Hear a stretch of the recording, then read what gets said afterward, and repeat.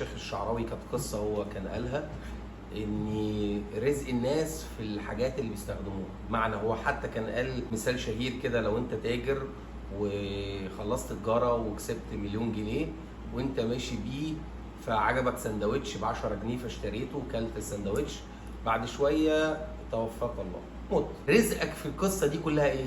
ما كانش المليون جنيه، كانت ال 10 جنيه حق السندوتش، والمليون جنيه او المليون جنيه اللي 10 بقوا للورثه. يا عالم هيعملوا بيهم ايه؟ وقفت اللحظات فعلا هو انا كل اللي باخده اللي بستمتع بيه، مش اكتر من كده.